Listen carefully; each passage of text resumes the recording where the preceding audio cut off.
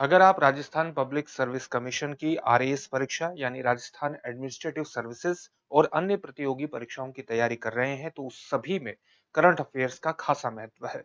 इस current affairs को तैयार करवाने के लिए ही हम आपके सामने एक प्रोग्राम लेकर के आते हैं जिसका नाम है आरपीएससी करंट अपडेट। इस प्रोग्राम में हम पिछले एक सप्ताह की सभी महत्वपूर्ण करंट घटनाओं पर प्रश्नों के माध्यम से आपके साथ चर्चा करते हैं ताकि आपका करंट का सेक्शन राजस्थान से संबंधित पूरी तरह से तैयार हो जाए और आपकी जितनी भी राजस्थान राज्य की प्रतियोगी परीक्षाएं हैं उनमें आप बेहतर प्रदर्शन कर सके। तो चलिए आज के प्रोग्राम की शुरुआत करते हैं और पहले प्रश्न को देखते हैं जो पिछले सप्ताह किसी न किसी वजह से चर्चा में रहा है। प्रश्न क्या है? पहला, राजस्थान सरकार द्वारा ओरण भूमि को किस अधिनियम के अंतर्गत संरक्षित किया जा रहा है? आपके सामने चार ऑप्शन है। पहला ऑप्शन है पर्यावरण संरक्षण अधिनियम 1986, दूसरा ऑप्शन आपके सामने है वन्य जीव संरक्षण अधिनियम 1972, तीसरा ऑप्शन है भारतीय वन अधिनियम 1927 और चौथा ऑप्शन है जैव विविधता अधिनियम 2002। क्या होगा इसका सही उत्तर? इसका सही उत्तर आप हमें कमेंट बॉक्स में कमेंट करके भी बता सकते हैं और साथ ही अपना मूल्यांकन करने के लिए कि आप हाल फिलहाल की राजस्थान की घटनाओं से कितना जुड़े हुए हैं, उस पर आपकी कितनी पकड़ है। आप वीडियो को पॉज भी कर सकते हैं और इसका उत्तर सोचने का प्रयास कर सकते हैं, अपने स्तर पर भी इसका उत्तर दे सकते हैं ताकि लगातार आपका भी एक मूल्यांकन होता रहे कि आपको अपनी तैयारी में कहाँ सुधार करना है, आपको तैयारी की दिशा क्या होनी चाहिए, रणनीति क्या होनी चाहिए। ये एक महत्वपूर्ण तरीका है, एक सही तरीका है कि अपनी तैयारी का मूल्यांकन करे और उस मूल्यांकन के आधार पर अपनी तैयारी को दिशा दे। तो वीडियो को पॉज करके इसका उत्तर आप सोच सकते हैं। सही उत्तर क्या होगा? सही उत्तर होगा वन्य जीव संरक्षण अधिनियम 1972। चलिए इसकी व्याख्या देखते हैं। राजस्थान सरकार ने सामुदायिक संरक्षित यानी समुदाय द्वारा संरक्षित ओरण भूमि को वनों के रूप में वर्गीकृत कैटेगराइज करने की प्रक्रिया को शुरू कर दिया है। इन पवित्र वनों को वन्य जीव संरक्षण अधिनियम 1972 के तहत आधिकारिक तौर पर सामुदायिक रिजर्व के रूप में अधिसूचित किया जाएगा। यानी इनको एक कम्युनिटी रिजर्व के रूप में, सामुदायिक रिजर्व के रूप में अधिसूचित किया जाएगा। किसके तहत? वन्य जीव संरक्षण अधिनियम 1972 के तहत। यहाँ पर एक महत्वपूर्ण प्रश्न ये उठता है कि ओरण भूमि वस्तुतः कहते किसको हैं? ओरण भूमि का मतलब क्या है? ओरण राजस्थान के पवित्र वन क्षेत्र हैं। किस प्रकार के? सेक्रेड वन क्षेत्र हैं जो पारंपरिक रूप से ट्रेडिशनली ग्रामीण समुदायों द्वारा संरक्षित, प्रोटेक्टेड और प्रबंधित यानी मैनेजमेंट उनका किया जाता है। किसके द्वारा मैनेजमेंट किया जाता है? ग्रामीण समुदायों द्वारा इनका प्रबंधन किया जाता है, इनका प्रोटेक्शन किया जाता है। ये उपवन सामाजिक धार्मिक परंपरा के तहत स्थानीय देवताओं को भी समर्पित है। यानी जो ओरण भूमि है वो स्थानीय देवताओं को भी समर्पित मानी जाती है। राजस्थान में लगभग 25,000 ओरण स्थल हैं जो मिलकर राजस्थान के रेगिस्तानी परिदृश्य यानी जो रेगिस्तान का पूरा लैंडस्केप है उसमें 6 लाख हेक्टेयर से अधिक क्षेत्र को आच्छादित करते हैं, जो अपने आप में एक बहुत बड़ी भूमि क्षेत्र को प्रदर्शित करता है। और आप देख सकते हैं कि राजस्थान के सामाजिक धार्मिक परंपराओं में इसकी कितनी बड़ी भूमिका होगी। राजस्थान में ओरण को अलग अलग नामों से जाना जाता है। किन नामों से जाना जाता है? एक नाम है देवरा, एक है मालवन, एक है देवराई, रखतबणी, देवघाट, मंदिर वन और बाग। इन सभी नामों से ओरण भूमि को राजस्थान में जाना जाता है। ओरण में बड़ी संख्या में खेजड़ी के पेड़, हिरण, काले हिरण और नीलगाय भी पाई जाती हैं और जो राजस्थान के बिश्नोई समुदाय के लिए पवित्र है। आप जानते हैं कि राजस्थान का जो बिश्नोई समुदाय है वो खेजड़ी के वृक्षों की भी पूजा करता है, काले हिरण की भी बड़े स्तर पर पूजा की जाती है। इन ओरण भूमियों में रहने वाले जितने भी कम्युनिटीज हैं, जितने समुदाय हैं, उन्होंने ऐतिहासिक रूप से इन वनों को बचाने में एक महत्वपूर्ण भूमिका निभाई है, इनको संरक्षित करने में और संरक्षित रख करके इनको प्रोटेक्ट करने में एक महत्वपूर्ण भूमिका निभाई है। ये भूमि चरागाह को भी बढ़ावा देती हैं और वन उपज भी प्रदान करती हैं और इस प्रकार से प्राकृतिक जल निस्पंदन में सहायता करती हैं। पशुधन अर्थव्यवस्था के माध्यम से आजीविका को बनाए रखने में भी महत्वपूर्ण भूमिका का निर्वहन ओरण भूमि द्वारा किया जाता है। अगले प्रश्न की तरफ बढ़ते हैं। अगला प्रश्न है, हाल ही में किस राजस्थानी व्यंजन को भौगोलिक संकेत टैग प्राप्त हुआ है? ज्योग्राफिकल इंडिकेशन टैग प्राप्त हुआ है।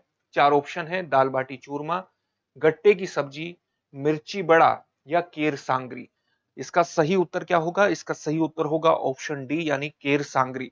चलिए इसकी व्याख्या देखने का प्रयास करते हैं और आज इसकी व्याख्या यही है कि राजस्थान का एक महत्वपूर्ण लोकप्रिय व्यंजन है, पारंपरिक लोकप्रिय व्यंजन है जिसका नाम है केर सांगरी। इसको भौगोलिक संकेतक यानी ज्योग्राफिकल इंडिकेशन टैग प्राप्त हुआ है, जो पारंपरिक तरीके से बनाए जाने वाले विशिष्ट क्षेत्रीय उत्पाद के रूप में इसको मान्यता प्रदान करता है। यानी एक ऐसे उत्पाद के रूप में इसको मान्यता प्रदान की गई है जो पारंपरिक तरीके से ही बनाया जाता है। अगर केर सांगरी के बारे में सामान्य तथ्यों की बात करें तो वो इस प्रकार से है कि एक पारंपरिक राजस्थानी व्यंजन व्यंजन है ये, जो दो देशी रेगिस्तानी पौधों से बनाया जाता है। तो किस तरह के पौधों से बनाया जाता है? देसी यानी यहीं पर पाए जाने वाले रेगिस्तानी पौधों के माध्यम से इसको बनाया जाता है। कौन कौन से पौधे हैं? केर है और सांगरी है, इसलिए इसका नाम केर सांगरी पड़ गया। केर सांगरी, अगर हम केर की बात करें तो ये एक छोटा जंगली बेरी का पौधा होता है, और सांगरी एक बीन्स की तरह फलने वाला फल है जो खेजड़ी के पेड़ पर ही उगता है और शुष्क क्षेत्रों का एक स्वदेशी वृक्ष, इंडिजिनस वृक्ष माना जाता है। तो दो पौधों से इसका निर्माण होता है। किस प्रकार से निर्माण होता है? ऐतिहासिक रूप से केर सांगरी सूखे के समय जीवित रहने वाले खाद्य के रूप में विकसित हुआ था, जब ताजी सब्जियां उपलब्ध ही नहीं होती थी। समय के साथ ये व्यंजन राजस्थान का लोकप्रिय व्यंजन बन गया, सांस्कृतिक प्रतीक के रूप में डेवलप हो गया, विकसित हो गया। खेजड़ी का पेड़ जिसे सांगरी प्राप्त होती है, जिससे सांगरी प्राप्त होती है, क्योंकि खेजड़ी के पेड़ पर ही ये सांगरी का पौधा एक प्रकार से अपना जीवन प्राप्त करता है। तो सांस्कृतिक और पारिस्थितिकी दृष्टि से अत्यंत महत्वपूर्ण माना जाता है खेजड़ी का पेड़। बिश्नोई समुदाय द्वारा पवित्र माना जाता है, जिसने सदियों से इस पेड़ को, बिश्नोई समुदाय ने सदियों से पेड़ को जीवन और स्थिरता एक प्रकार से प्रदान की है, और खेजड़ी का जो पेड़ है वो सदियों से जीवन और स्थिरता के प्रतीक के रूप में भी संरक्षित किया जाता है बिश्नोई समुदाय के द्वारा। और अगर खेजड़ी के पेड़ से हम सांगरी का पौधा प्राप्त करते हैं और उससे केर सांगरी का निर्माण होता है, तो आप देख सकते हैं कि इसका भी बड़े स्तर पर एक महत्व स्थापित हो जाता है। राजस्थान की पारंपरिक पूरी परंपरा में और पूरी सांस्कृतिक जो विविधता है, वहां जो संस्कृति है, उसमें इसकी महत्वपूर्ण भूमिका स्थापित हो जाती है एक व्यंजन के रूप में। अगला प्रश्न है, हाल ही में नगर सुधार न्यास की स्थापना राजस्थान के किस जिले में की गई है? चार ऑप्शन है आपके सामने, बाड़मेर, जैसलमेर, बालोतरा और नागौर। सही उत्तर क्या होगा? ऑप्शन सी होगा, बालोतरा इसका सही उत्तर है। चलिए इसकी व्याख्या देखते हैं। हाल ही में राजस्थान सरकार ने बाड़मेर से अलग होकर के, आप जानते हैं, बालोतरा का निर्माण हुआ था, नया जिला इसको बनाया गया था, और इस नए जिले के लिए ही नगर सुधार न्यास यानी अर्बन इंप्रूवमेंट ट्रस्ट की स्थापना की गई है। ये घोषणा पहले ही हो चुकी थी, 2025-26 के राज्य बजट में इसकी घोषणा की गई थी कि बालोतरा में एक अर्बन इंप्रूवमेंट ट्रस्ट बनाया जाएगा। अगर हम नगर सुधार न्यास की बात करें तो इसे नगर विकास न्यास के नाम से भी जाना जाता है, और ये राजस्थान में एक स्टैट्यूटरी बॉडी है, एक वैधानिक निकाय है। इसकी स्थापना राजस्थान नगर सुधार अधिनियम 1959 के तहत की जाती है सामान्य तौर से, और उद्देश्य इसका यह है कि नियोजित टाउनशिप को आगे लिया जा सके, यानी टाउनशिप का जो विकास हो वो नियोजित तरीके से हो, प्लान्ड वे में टाउनशिप का विकास हो। औद्योगिक गलियारों को प्रोत्साहन देना भी इसका एक महत्वपूर्ण उद्देश्य है। आर्थिक विकास में तेजी लाना और अधिक निवेश को आकर्षित करना इसका अन्य उद्देश्य है। शहरी शासन को सुव्यवस्थित करना और सार्वजनिक जो सेवा वितरण है उसको भी बढ़ाना इसका एक महत्वपूर्ण उद्देश्य है। अगला प्रश्न है, केवलादेव राष्ट्रीय उद्यान को निम्न में से कौन सी दो नदियां केवलादेव राष्ट्रीय उद्यान से निम्न में से कौन सी दो नदियां होकर गुजरती हैं? आपके सामने चार ऑप्शन है। पहला ऑप्शन है गंभीर और बाणगंगा, दूसरा ऑप्शन है चंबल और काली सिंध, तीसरा ऑप्शन है पार्वती और काली सिंध, और चौथा ऑप्शन है लूनी नदी और नर्मदा नदी। इसका सही उत्तर क्या होगा? ऑप्शन ए, गंभीर नदी और बाणगंगा नदी। चर्चा में ये पूरा टॉपिक क्यों आया है? इसलिए आया है, केवलादेव राष्ट्रीय उद्यान जिसे पक्षियों का स्वर्ग कहा जाता है और जो राजस्थान के भरतपुर में पड़ता है, अब यहाँ पर कछुओं के लिए भी एक महत्वपूर्ण, आप कछुओं के लिए भी ये पूरा क्षेत्र जो है एक महत्वपूर्ण अभ्यारण्य या सेंचुरी के रूप में उभर रहा है। क्यों उभर रहा है उसको अभी हम जानेंगे। यहाँ राज्य में पाई जाने वाली 10 में से 8 कछुआ प्रजाति संरक्षित हैं, प्रोटेक्टेड है, जिससे एक क्षेत्र कछुओं के लिए सबसे समृद्ध आवासों में से एक बन गया है, यानी एक अभ्यारण्य के रूप में धीरे धीरे विकसित होता जा रहा है। किसके लिए? कछुओं के लिए। अगर केवलादेव राष्ट्रीय उद्यान के बारे में सामान्य जानकारी हासिल करें तो ये कहाँ पर स्थित है? राजस्थान के भरतपुर जिले में स्थित है। अपने आप में एक आर्द्र भूमि है, यानी एक दलदली, एक ऐसी भूमि जहां पर या तो जल बहता है या जल स्थिर रहता है। एक आर्द्र भूमि है, दलदली भूमि के रूप में आप इसको व्याख्यायित कर सकते हैं। एक पक्षी अभ्यारण्य है, यूनेस्को विश्व धरोहर स्थल है और दुनिया के सबसे महत्वपूर्ण पक्षी विहारों में से एक इसको माना जाता है। केवलादेव राष्ट्रीय उद्यान और चिल्का झील दोनों ही वर्ष 1981 में भारत के पहले रामसर स्थलों के रूप में मान्यता प्राप्त हुई थी। किसको? चिल्का झील जो कि उड़ीसा में स्थित है और केवलादेव राष्ट्रीय उद्यान जो कि भरतपुर में स्थित है। और रामसर स्थल का मतलब है कि अंतर्राष्ट्रीय महत्व की आर्द्र भूमि है ये अपनी समृद्ध पक्षी विविधता के लिए जाना जाता है। पक्षियों की कई प्रजाति यहाँ पर पाई जाती है। पक्षियों की लगभग 365 से अधिक प्रजातियों का ये घर है। जल पक्षियों की बेहद ज्यादा बहुलता है। बहुत से दुर्लभ पक्षी यहाँ हैं। संकटग्रस्त प्रजातियां यहाँ पर पाई जाती हैं, जैसे कि साइबेरियाई क्रेन भी की उपस्थिति भी आप यहाँ देख सकते हैं। जीव जंतुओं की अगर हम बात करें तो यहाँ सियार, सांभर, नीलगाय, जंगली बिल्लियां, लकड़बग्घे, जंगली सुअर, शाही, नेवला जैसे जानवर देखे जा सकते हैं। वनस्पति वर्ग की बात करें तो उष्ण कटिबंधीय शुष्क पर्णपाती वन। जब हम उष्ण कटिबंधीय शब्द का इस्तेमाल करते हैं तो उष्ण कटिबंधीय सब शब्द से क्या मतलब होता है? जैसे ये पृथ्वी है और ये विषुवत रेखा है 0 डिग्री की, और इसके ऊपर कर्क रेखा जो भारत से होकर के गुजरती है 23.5 डिग्री, और दक्षिण में 23.5 डिग्री पर कौन सी रेखा है? मकर रेखा है।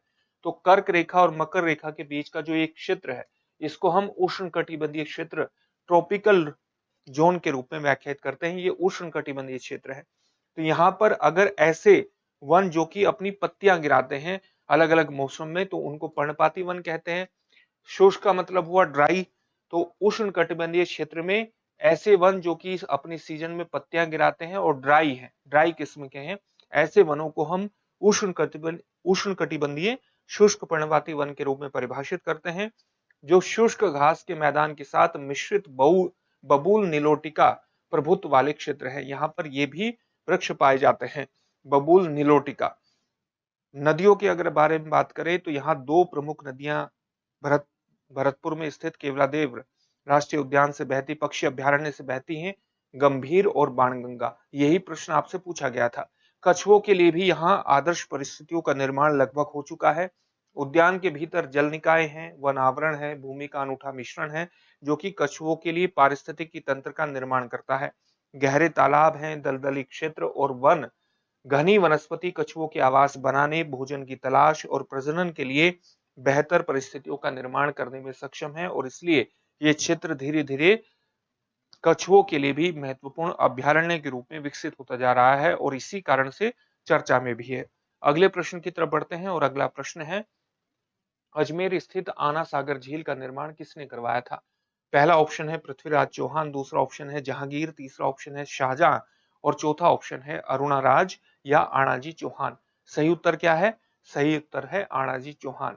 चलिए इसकी व्याख्या को देख लेते हैं और इसकी व्याख्या यही है कि हाल ही में सर्वोच्च न्यायालय ने अजमेर के निकट दो नए आर्द्र भूमि वेटलैंड विकसित करने के लिए राजस्थान सरकार के प्रस्ताव को मंजूरी प्रदान कर दी है। इसका उद्देश्य क्या है? उद्देश्य है आना सागर झील के आसपास सतत शहरी विकास सुनिश्चित करना, सस्टेनेबल जो अर्बन डेवलपमेंट है उसको सुनिश्चित करते हुए पारिस्थितिकी संतुलन स्थापित करना, ताकि पर्यावरण को किसी भी प्रकार से हानि न पहुंचे।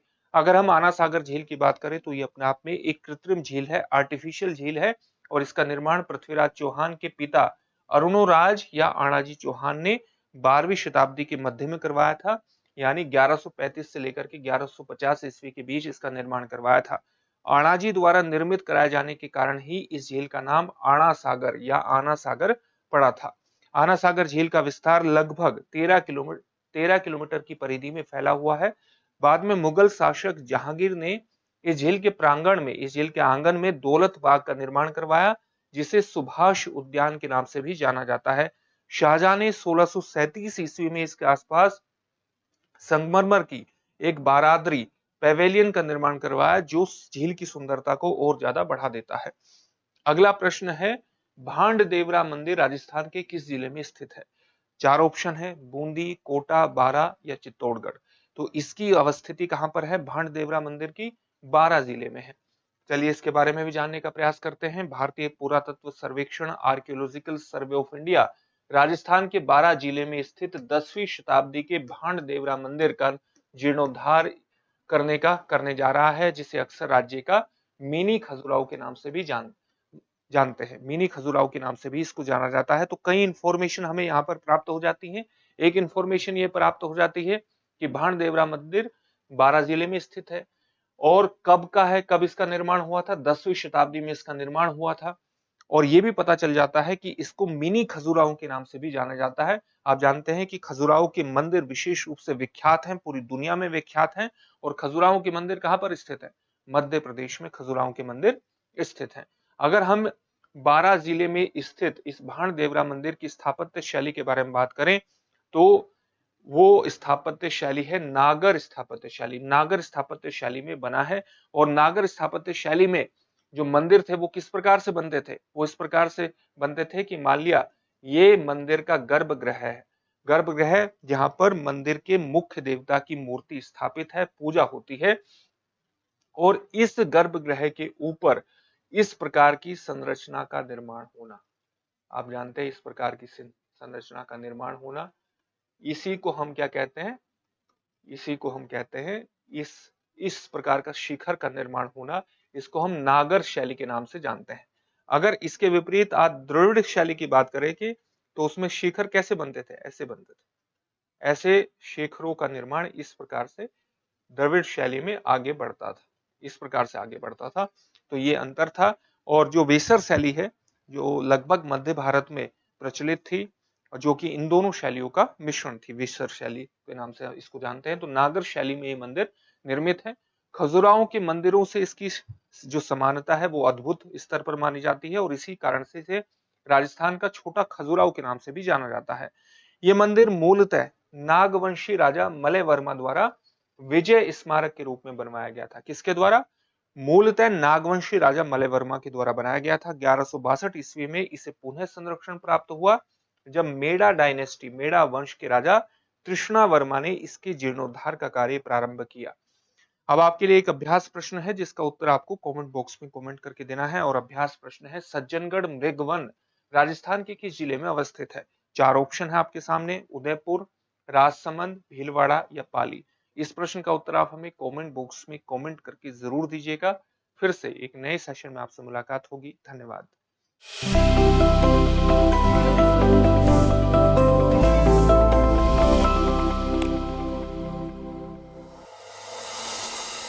डियर व्यूअर्स, अपने एग्जाम की तैयारी को और बेहतर करने के लिए हमारे चैनल को लाइक, शेयर और सब्सक्राइब करना न भूलें।